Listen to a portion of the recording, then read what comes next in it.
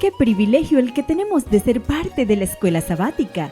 Te invitamos a revitalizarte con el estudio de la Palabra de Dios en este interesante programa. Bienvenidos a la escuela sabática.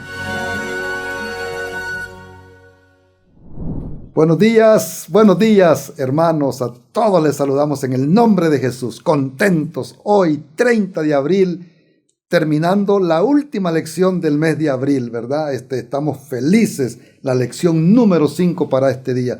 Así que, bienvenidos hermanos, bienvenidos todos, y ojalá que se puedan sentar bien ahí, estar cómodos para recibir esta gran bendición que Dios nos trae a nosotros a través de esta lección. Voy a invitarles a que oremos. Gracias nuestro Padre por darnos esta oportunidad de poder estar en un programa más de Escuela Sabática. Señor, que sea de mucha bendición para nuestras vidas, que podamos aprender, que podamos acercarnos más a ti y poder crecer en nuestra vida espiritual. Agradecemos tu bondad y tu misericordia en el nombre de Jesús. Amén. Somos tus amigos los adventistas del séptimo día y estás escuchando Nuevo Tiempo Honduras, llevando esperanza.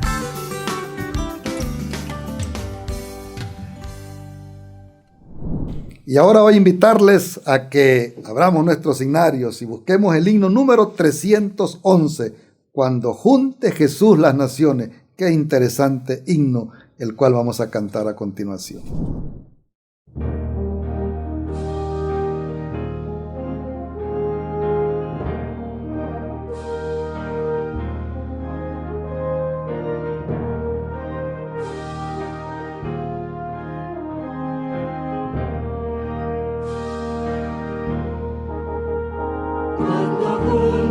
Jesús, las naciones que anhelan de compadecer, como hemos de estar en el juicio, el fallo del juez al saber, juntará todo el trigo en su troje, mas al viento el todo esparcirá. Como hemos de estar en el juicio del gran día que pronto vendrá. Del Señor las palabras oiremos, bien hecho mi buen siervo fiel, contemplando de espanto seremos, borrados del libro por él. Juntará todo el trigo en su troje, mas al viento el tamo esparcirá. Como hemos de estar en el juicio del gran día que pronto vendrá. Mirará complacido a sus hijos, su sello en sus frentes verá. Mientras ellos enojos te adoren, coronas de luz les pondrá. Juntará todo el trigo en su troje, mas al viento el tamo esparcirá. Como hemos de estar en el juicio del gran día que pronto vendrá. Bien, después de haber escuchado este himno y haberlo cantado juntos, ahora vamos a ver qué noticias nos trae el misionero. Así que atentos, por favor. Uno de los más memorables milagros de Jesús fue la alimentación de miles de personas. Una iglesia de la ciudad de Kansas, en los Estados Unidos, ha estado siguiendo el ejemplo de Jesús alimentando multitudes. En lo que va corrido del año, hemos ayudado a 13.500 familias. Eso equivale a 53.000 personas cuando sumas los miembros de cada familia. La iglesia de New Haven abre su estacionamiento cada martes para distribuir alimentos. Los carros hacen fila alrededor de la iglesia esperando que los voluntarios llenen la cajuela con comestibles e incluso productos para bebés. Esto es posible en conjunto con otras organizaciones de la comunidad. Trabajan unidos para ayudar a familias que lo necesitan. Atendemos una hora, de 10 a 11. Hoy atendemos a casi 300 familias. Así que fueron unas 1.200 a 1.500 personas atendidas. Yo diría que son entre 80 y un poco más de $100 en comestibles, lo que ponemos en la parte trasera de su automóvil. Hoy no es solo un día más de entregas. La iglesia está celebrando su 1.000.000 de libras de alimentos donados este año. El pastor Mark agradece al equipo usando hamburguesas vegetarianas para que las disfruten. A fines de junio, alcanzamos el 1.000.000 de libras de alimentos entregados. Así que en 2021 estamos definitivamente a paso de sobrepasar los 2 millones de libras. Así que nos dimos un tiempo para celebrarlo. Agradecemos a los voluntarios con unas hamburguesas vegetarianas con salsa de barbacoa caramelada. Así que fue una buena celebración para agradecerles. No podemos hacerlo sin ellos. Lo más importante no es la cantidad de alimento entregado, sino las vidas impactadas. Otra familia estaba pidiendo oración porque serán desalojados de su hogar en un par de semanas. Eso me recordó que estamos sirviendo a personas al borde de la miseria. La despensa de alimentos de Kansas ha surgido para ayudar a muchas familias cada semana y dicen que su estrategia de crecimiento es simple. Cuanto más oramos, más gente trae a Dios. Así que yo diría que si quieres establecer una despensa de alimentos como esta, yo oraría por cada persona que pasa por allí. Y al orar por ellas, Dios te enviará más, porque Él sabe quién necesita las oraciones. Desde sus humildes comienzos, esta iglesia ha alimentado a cientos de miles de personas en estos últimos años. Por favor, ore por el equipo de Kansas, así como por otros que buscan formas de servir con amor a sus comunidades alrededor del mundo.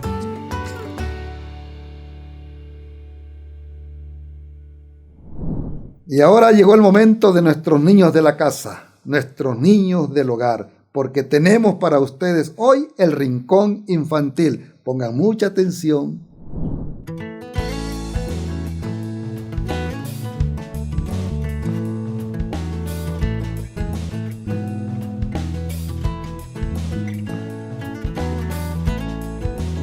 Hola chicas y chicos, la historia de hoy se llama Desayuno con las aves.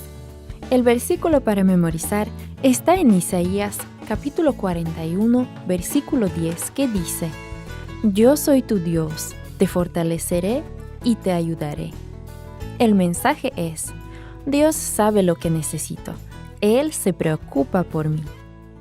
¿Has visto alguna vez a las aves alimentándose? ¿Qué comen? Si Dios te dijera que las aves te van a traer alimento, ¿qué esperarías que te trajeran? ¿Semillas? ¿Lombrices? ¿Alguna fruta? Hace mucho tiempo Dios envió unas aves para alimentar a un hombre. La historia de Elías y las aves es una historia maravillosa. Hace mucho tiempo, el malvado rey Acab reinaba en Israel. Acab hizo lo malo a la vista de Dios más que ningún otro rey. El rey Acab y la reina Jezabel adoraban ídolos. Llevaron a los israelitas a adorar ídolos también. Animaron a la gente a desobedecer los mandamientos de Dios. Jezabel y los profetas malvados de Baal mataron a los profetas de Dios. Dios tenía un profeta llamado Elías. Elías era de Tisbe, de la región de Galaad, de la otra orilla del río Jordán. Elías servía a Dios y le enseñaba a otros a adorarlo. Se preocupaba por la adoración de ídolos que se observaba en Israel. Él sabía que esa adoración aumentaba la maldad entre los israelitas. Le disgustaban los sacrificios hechos a los dioses paganos. Los profetas de Baal le enseñaban a la gente que el dios Baal era quien enviaba la lluvia y el rocío. Creían también que Baal controlaba los ríos y los arroyos. Elías sabía que era Dios el que lo hacía y no podía soportar la idea de esta enseñanza engañosa. Elías le rogó a Dios que le enseñara una lección al pueblo de Israel. Así que Dios le pidió que le diera un mensaje al rey Acab. Elías sabía que el rey Acab no quería ningún mensaje enviado por Dios. Sabía también que los guardias del palacio lo reconocerían como profeta de Dios. Podían arrestarlo, hasta podían entregarlo en manos de Jezabel y sus malvados profetas de Baal. Pero a pesar de los peligros, Elías no vaciló. Fue a Samaria y sin que lo detuvieran los guardias, entró directamente al palacio. Se dirigió directamente al rey y le dio el mensaje que Dios le enviaba. Juro por el Señor, Dios de Israel, a quien sirvo, que en estos años no lloverá ni caerá rocío hasta que yo lo diga. Le dijo Elías al rey y rápidamente se alejó del palacio. Elías no estaba solo cuando fue a ver al rey Acab. Sin la protección de Dios, seguramente los guardias lo habrían arrestado y matado. Pero Dios estaba con él y así pudo entrar al palacio. Dios lo ayudó también a salir de allí. Dios le dijo a Elías: Sal inmediatamente de aquí. Vete de aquí hacia el oriente y escóndete en el arroyo de Kerit. Allí encontrarás agua en el arroyo y he ordenado a los cuervos que te lleven comida. Y eso es exactamente lo que pasó. Elías encontró un lugar seguro y tranquilo al lado de un arroyo. Cada mañana y cada tarde los cuervos le traían alimento a Elías. Y durante muchos meses Elías bebió agua del arroyo. Tuvo siempre agua para beber mientras el arroyo tuvo agua. Elías se sentía seguro al cuidado de Dios. Cada vez que los cuervos bajaban para traerle comida, Elías sabía que Dios le estaba dando el regalo de la vida. Y sabía también que su vida era preciosa para Dios.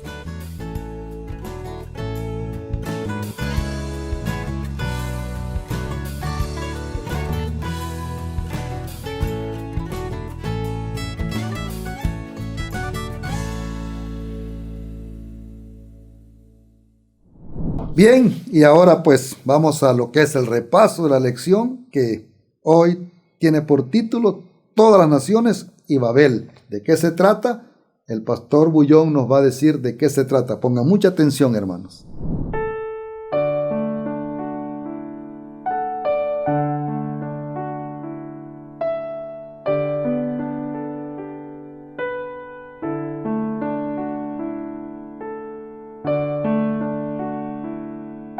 Hola, mi amigo querido, qué alegría que estamos nuevamente juntos. Mira cómo se está yendo el tiempo, ya estamos terminando abril. En esta ocasión vamos a estudiar la lección número 5, justamente para el 30 de abril del año 2022. El título de la lección, Todas las naciones y Babel. El propósito de la lección de esta semana es mostrarnos que después del diluvio los seres humanos se juntaron para desafiar a Dios. En realidad para luchar contra Dios, tal vez pensando hay que cuidarnos de Dios porque puede destruirnos con otro diluvio. Decidieron construir una torre tan alta que llegara al cielo de tal manera que aunque cayera todo el agua del cielo, no los alcanzaría a ellos. La intención humana de desafiar a Dios. Sin embargo, Dios tenía un plan para la humanidad y los esparció, como vamos a ver en el relato más adelante. Bueno, vamos a la primera parte de este estudio. Tiene que ver con la situación del ser humano después que terminó el diluvio. Voy a leer Génesis capítulo 9, versículos 18 al 21. Dice: los hijos de Noé que salieron del arca fueron Sem, Cam, que es padre de Canaán, y Jafet. Estos tres son los hijos de Noé. Con ellos se pobló toda la tierra. Después Noé comenzó a labrar la tierra y plantó una viña y bebió del vino y se embriagó y se quedó desnudo en medio de su tienda. Qué interesante. Tú encuentras aquí a Noé, una vid. Noé toma del fruto de la vid, del vino, queda desnudo, pasa vergüenza. Pero si tú vas al jardín del Edén, vas a encontrar que Adán también tomó de un fruto, no vamos a decir que fue vid o manzana, mas tomó de un fruto Se quedó desnudo y pasó vergüenza. Y en ambos casos, la única solución fue Dios. Qué bueno es Dios que cuando nosotros arruinamos las cosas buenas que Él nos dio, Él no nos desampara, Él no nos rechaza, Él no nos deja a nuestra triste suerte. Él viene, Él nos busca, nos alcanza y nos trae la solución. En el jardín del Edén, Dios tomó un cordero y con la piel de ese cordero se prepararon túnicas para cubrir la desnudez del hombre. Y aquí en el caso de Noé, Dios levanta uno de los hijos de Noé para cubrir la desnudez de su padre. Sin embargo, Noé tenía 3 hijos y uno de ellos, en lugar de ayudar a su padre, se burló de él. Y aquí nos muestra la Biblia una lección que todo hijo debe tener en cuenta. Bienaventurados los hijos que se acuerdan de sus padres ancianos para poder ayudarlos. Yo creo que llega un momento en que los padres nos volvemos como niños, como bebés dependientes. Un día cuidamos a los hijos cuando eran pequeños y llega un momento cuando los hijos tienen que cuidar a los padres. Pero Dios promete, inclusive dentro de los 10 mandamientos, hay una promesa de vida larga y feliz y próspera para aquellos hijos que se acuerdan de sus padres. Este es el momento, si tú tienes todavía a tu padre, tu madre viva, para visitarlo, para llevarle una palabra de ánimo, de apoyo. A veces, a medida que vamos envejeciendo, nuestros defectos se aumentan, se multiplican. Es difícil a veces amar a una persona de edad porque se cree dueña de la verdad, porque por el hecho de ser padre se cree que tiene derechos, pero no existen derechos, existe amor. Los padres amamos a los hijos, los ayudamos cuando son pequeños por amor. Y los hijos deben ayudar a los padres cuando ellos son ya ancianos por amor. El amor es la solución para todo. Pero querido, el pecado deforma las cosas buenas de Dios. Y entre los hijos de Noé vemos que uno de ellos ayudó al padre, mientras que otro se burló del padre. Vamos a la segunda parte del estudio de esta semana, la genealogía de Génesis. Voy a leer un texto que no está en la lección, pero quiero leer a partir de ahí, voy a comentar. Génesis 5, 1 al 3 dice: este es el libro de los descendientes de Adán. ¿Por qué estoy escogiendo este texto? Porque vamos a estudiar después todo el capítulo 10, que es pura genealogía. Fulano nació de fulano, fulano vivió tantos años, fulano murió, fulano tuvo 4 hijos, papá. Entonces, antes de ese capítulo 10 medio aburrido, así, pero fulano engendró a fulano, voy a leer este texto de Génesis 5, 1 al 3, que dice: este es el libro de los descendientes de Adán. El día en que Dios creó al hombre, lo hizo a su semejanza. Presta atención. El día que Dios creó al hombre, lo hizo a su semejanza, o sea, a semejanza de Dios. Los creó hombre y mujer y los bendijo. El día en que fueron creados les puso por nombre Adán. Y Adán vivió 130 años y engendró un hijo a su imagen y semejanza. Y le puso por nombre Set. Lo que quiero que percibas es lo siguiente. Cuando Dios creó a Adán, lo creó a imagen y semejanza de Dios. Pero cuando Adán, mucho después, tuvo un hijo, ese hijo fue a imagen y semejanza del hombre. Quiere decir, la imagen y semejanza de Dios fue deteriorándose en el hombre. Ya dijimos muchas veces que cuando el hombre salió de las manos de Dios, su carácter era semejante al carácter de Dios. Bondadoso, misericordioso, amoroso. No existía violencia, traición, maledicencia. No existía asesinato, robo, guerra. Todo eso es fruto del pecado. Pero a medida que el tiempo fue pasando, el ser humano se fue deteriorando, se fue malogrando. Ahora llegamos al capítulo 10 del libro de Génesis. Y si tú lees todo el capítulo vas a encontrar, como ya dije, fulano engendró a sutano y fulano vivió tantos años y tuvo un hijo y murió y papá y papá y papá. Y mucha gente se pregunta, pero ¿qué lección espiritual voy a encontrar en ese capítulo 10? Inclusive mucha gente ya se pasa del capítulo 9 al 11, porque para no perder tiempo leyendo el capítulo 10, que aparentemente no tiene ninguna historia, ningún relato. Sin embargo, el capítulo 10, o sea, el capítulo de la genealogía de Adán, está ahí por 3 motivos. Primero, para darle autenticidad histórica al relato bíblico. Segundo, para mostrarte que todos esos personajes tienen partida de nacimiento. Ahí está la partida. En el capítulo 10 está la partida de nacimiento de ellos.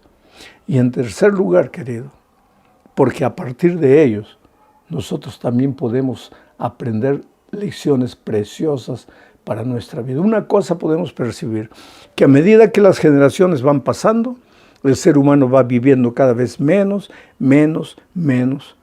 porque no es solo su carácter que se deteriora, es su cuerpo físico también. Dice la sierva de Dios que Adán medía casi 4 metros. Hoy día nosotros somos una caricatura de la apariencia física de Adán. Adán vivió 900 y pocos años. Y nosotros, si llegamos a 80, 90, ya es mucho. Pero todo esto va a ser recuperado. Porque la salvación no tiene que ver solo con el aspecto espiritual de nuestra vida. La salvación también tiene que ver con el aspecto físico.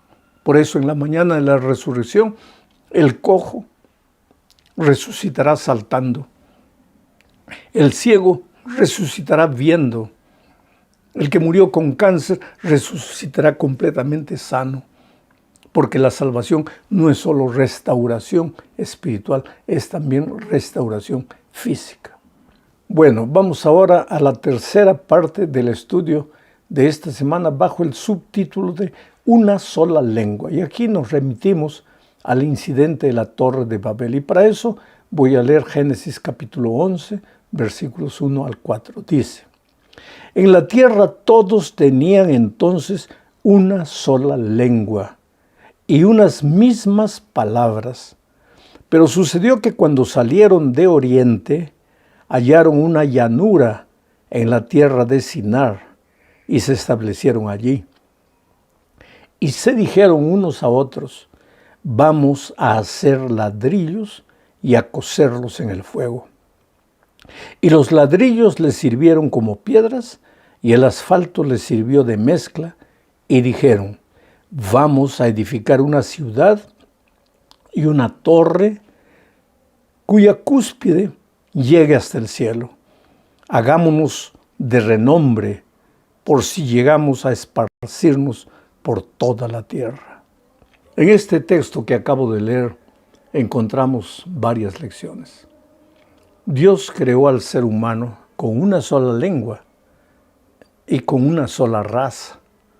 Entonces, ¿cómo hoy día existen tantas lenguas, tantos idiomas y tantas razas? Es que en Adán y Eva estaban todas las razas del mundo. Todas las razas del mundo. Los amarillos, los blancos, los rojos, los marrones, los negros, los blancos. Todas las razas del mundo. Pero el plan de Dios era que ellos se esparcieran. Cuando Dios creó a Adán y Eva, les dijeron que se multiplicasen, les dijo que se multiplicasen y que se esparciesen por el mundo, que llenasen la tierra con sus descendientes, porque Dios no creó el planeta para que fuese un planeta desierto, deshabitado, sino un planeta lleno de vida, de exuberancia. Sin embargo, pues, la tendencia humana siempre es hacer todo lo contrario a la palabra de Dios. Y después del diluvio, en lugar de esparcirse, a partir de los 3 hijos de Noé, ellos se volvieron a juntar.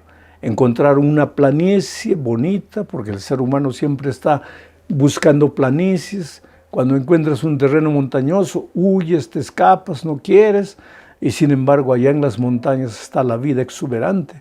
Pero no, tú quieres planicies, llanuras.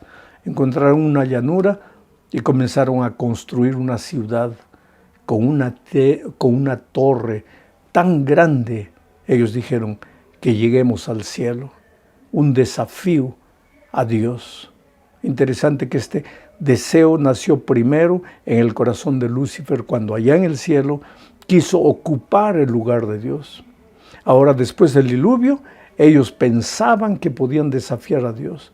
Pensaron en su corazón, si un día Dios decide nuevamente mandarlos un diluvio, y mira que Dios ya les había prometido con el arco iris que no les mandaría más un diluvio, pero si nos manda un diluvio, ya estamos preparados. Vamos a construir una torre tan alta que subamos hasta el topo de la montaña y el agua no nos alcance. Pero querido, Dios tiene sus planes. Y los planes de Dios se cumplen. El ser humano puede hacer lo que quiera, pero los planes de Dios son soberanos. Con tu colaboración, sin tu colaboración, con tu voluntad o sin tu voluntad, los planes de Dios se cumplen. Solo que si hacemos la voluntad de Dios, llegamos directo. Y si somos rebeldes, vamos a dar muchas vueltas, pero vamos a llegar al mismo lugar, porque los planes de Dios siempre se cumplen. Y Dios los confundió. De repente uno comenzó a hablar un idioma, el otro idioma, el otro idioma, y hubo una confusión. Y comenzaron a pelear. Y entonces se separaron. Los que hablaban más o menos el mismo idioma se fueron a una región. Los que hablaban el otro idioma se fueron a otra región. Los que hablaban el otro a otra región y se esparcieron por el mundo. Y lógicamente al casarse entre ellos mismos, porque en el principio se casaban hermanos, primos, no era como hoy. Al casarse entre ellos mismos, pues los rasgos físicos se fueron acrecentando, aumentando entre ellos. Y así aparecieron las diferentes razas del mundo, con los diferentes idiomas del mundo. Y como el ser humano pecador siempre le gusta hacer fronteras, se comenzaron a hacer fronteras y comenzaron a pelear, a guerrear uno contra el otro, a apoderarse uno del otro. Y eso es lo que estamos viendo hoy día, porque la cultura puede haber cambiado. Hoy día podemos considerarnos más inteligentes que los hombres de aquel tiempo. Hoy día hay tecnología, hay redes sociales, hay todo, pero continuamos invadiendo un país pequeño, continuamos abusando del menor, porque el corazón humano sigue siendo malvado, nunca ha cambiado, y la única solución para todo esto es Cristo. Vamos a la cuarta parte de este estudio. Mira lo que dice Génesis capítulo 11, versículos 5 al 7. Pero el Señor descendió para ver la ciudad y la torre que los hijos de los hombres estaban edificando, y dijo: esta gente es una sola, y todos ellos tienen un solo lenguaje. Ya han comenzado su obra, y ahora nada los hará desistir de lo que han pensado hacer. Así que descendamos allá y confundamos su lengua, para que ninguno entienda la lengua de su compañero. En el contexto entendemos que la construcción de esa torre para los seres humanos, en lugar de ser bendición, iba a ser la mayor maldición. ¿Cómo? Yo no lo sé. Pero Dios por amor descendió, dice, para ver la torre que estaban construyendo. ¿Cómo que? Dios es Dios, querido. Dios sabía, Dios veía todo. Pero Él descendió para estar al lado de los seres humanos. Para ver la incoherencia, la tontería, la insensatez, la locura de los seres humanos. Querer desafiar a Dios. Orgullo es la loca idea de pensar que puedes vivir sin Dios. El ser humano de nuestros días es orgulloso, vanaglorioso. Él cree que puede vivir sin Dios y tú puedes intentar hacerlo, pero más tarde o más temprano vas a caer al suelo como Saulo de Tarso, tragar el polvo de la tierra, vas a descender como Jonás al vientre de una ballena para entender que eres polvo, que eres ser humano, que no tienes fuerzas. Tú puedes desafiar a Dios mientras tienes salud, mientras tienes dinero, mientras tienes familia, mientras tienes empleo. Pero cuando pierdes todo, cuando esta vida te quita todo, ya no te queda otra cosa sino volver los ojos a Dios. Ahora, qué bueno es Dios que cuando el hombre rebelde agarra la vida y quiere vivirla como quiere, podría dejar, bueno, muérete, pues decidiste vivir como quieres, pues sufre las consecuencias, pero no, Dios descendió a esta tierra. Y yo agradezco a Dios porque un día Él, en la persona de Jesucristo, descendió a este mundo para morir la muerte de un delincuente. ¿Para qué? Para salvarme de la muerte, porque era yo que debería haber sido crucificado. Pero Dios me amó tanto que descendió, que bajó a esta tierra para alcanzarme en mi incapacidad. Terminamos el comentario de esta semana hablando de la redención del exilio. Tú sabes que el exilio puede ser un instrumento de redención. A eso es lo que me refiero. Hay gente que yo conocí en cierta ocasión en un país de aquí de Sudamérica, un hombre millonario, un hombre rico, un hombre déspota, malo, abusivo, hacía sufrir a la esposa que era miembro de iglesia, hacía sufrir a los hijos que estaban en la iglesia. Para él, Dios era el dinero. Dios era las empresas que él tenía. Pero un día perdió todo, ¿sabes? Sufrió un accidente de tránsito. Los socios le quitaron todo, perdió todo. Se quedó parapléjico, condenado a una silla de ruedas para el resto de su vida. O sea, llegó a su exilio, esparcido por el mundo, por su propio mundo, sin horizontes. Y ahí, un día la esposa entró al cuarto y lo encontró llorando.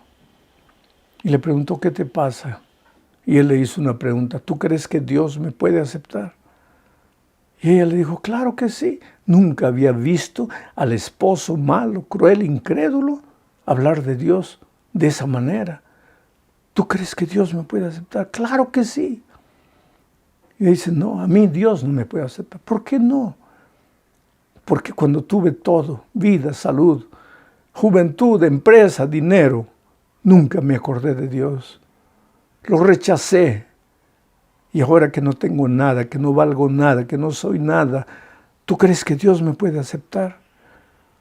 Y ella lo abrazó y le dijo, claro que Dios te acepta. Dios te ama. ¿Quién dijo que Dios amaba tu dinero, tus empresas, tu juventud, tu vida o tu salud? Dios te ama a ti. Y ese hombre un día entró al tanque del bautismo, cargado por 3 diáconos. Podría haber entrado un día con sus propias piernas, no quiso. Tuvo que llegar a su exilio, y su exilio sin dinero, sin empresa, sin nada, fue el instrumento de salvación. Oh querido, muchas veces Dios permite que la vida nos lleve a nuestro exilio, cada uno por un horizonte diferente. Ahí en el desierto de la vida, aullando como lobos, gritando desesperados, solos, sin nada. Recordamos que Dios nunca nos olvida. Y si ese es tu caso, hoy es el día de buena nueva. Hoy es el día de salvación. Ven a Jesús, entrégale tu vida. Oh pastor, ya fui demasiado lejos. No, querido, nadie ha ido demasiado lejos. El amor de Dios es más grande que cualquier distancia, que cualquier profundidad. Pastor, yo no puedo perdonarme lo que hizo. Tú no, pero tu salvación no depende de tu perdón. Depende del perdón divino. Es que mi historia es borrascosa. Pues deja que el sol de justicia ilumine tu historia borrascosa, que te dé un futuro brillante. Ven a Jesús.